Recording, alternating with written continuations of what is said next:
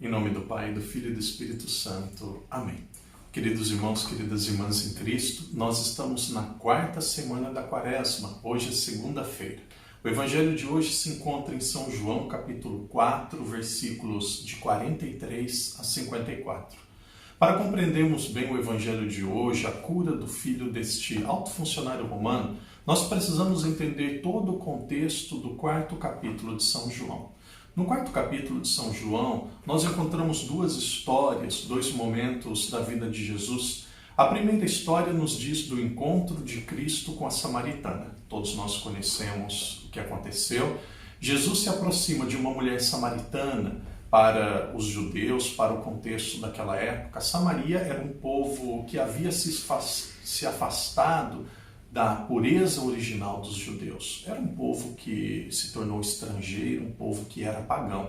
Então, entre os pagãos, nós temos uma mulher que era ainda mais excluída das pessoas. E ela havia buscado água ao meio-dia. Meio-dia, normalmente, não era um horário de buscar água, porque era no meio do dia, o horário que o sol estava mais quente.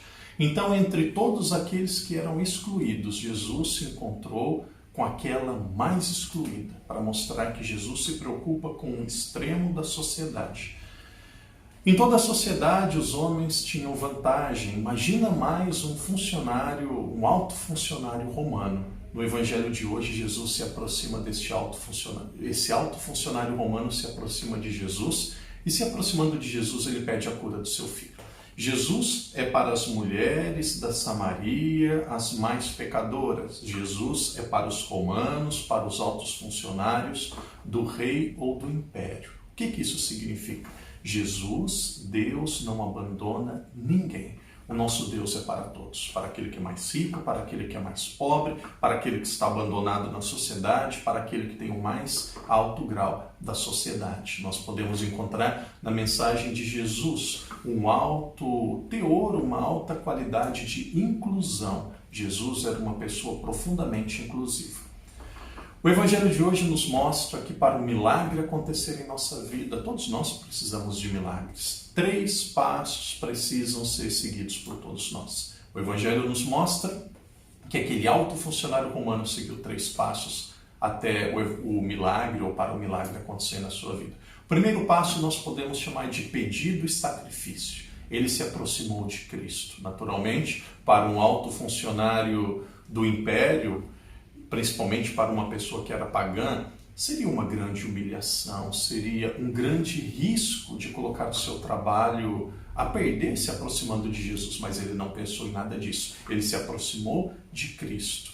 Algumas pessoas me perguntam, Padre, por que nós precisamos pedir a Deus se Deus já sabe o que nós precisamos? Quando nós rezamos, por que nós precisamos falar a Deus se Deus já sabe tudo?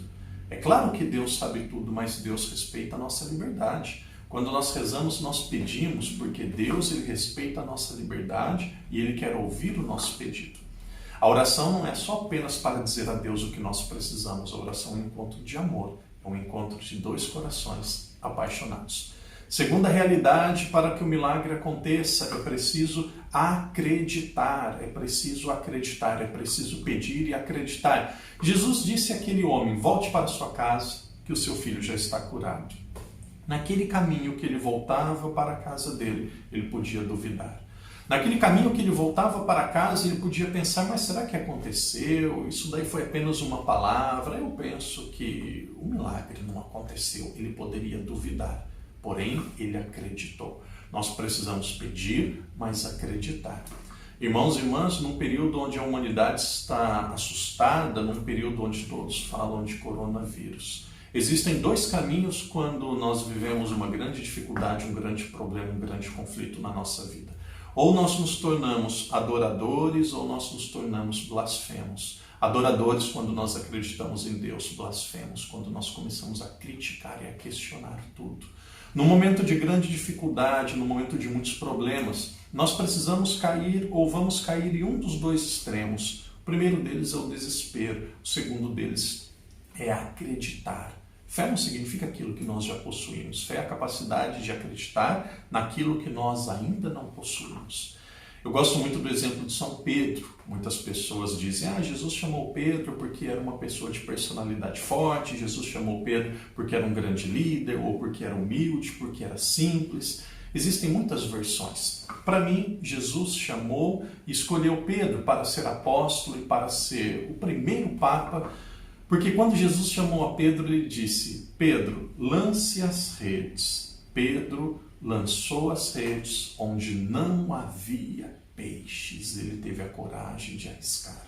Querido irmão, querida irmã, querido amigo e amiga, você que me acompanha agora, em alguns momentos da nossa vida nós seremos convidados a lançar as redes onde não há peixes, a perdoar quem não merece o nosso perdão, a acreditar quando tudo vai contra a lógica humana, a fazer o bem quando nós percebemos todo o mal à nossa volta. Essa é a lógica cristã.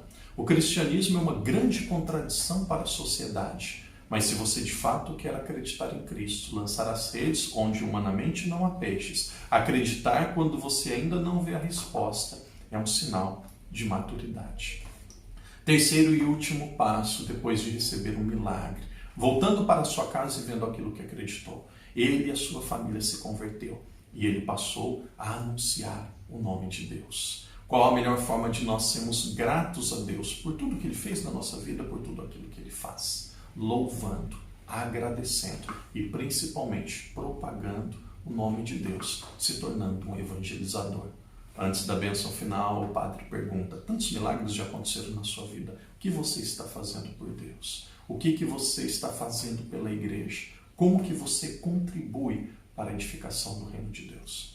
Que Deus te ajude a pedir sem cessar, a acreditar sem duvidar e a evangelizar até o último dia da sua vida. O Senhor esteja convosco. Ele está no meio de nós. Por intercessão de Nossa Senhora da China, que desça sobre cada um de nós e permaneça para sempre. A bênção do Pai, do Filho e do Espírito Santo.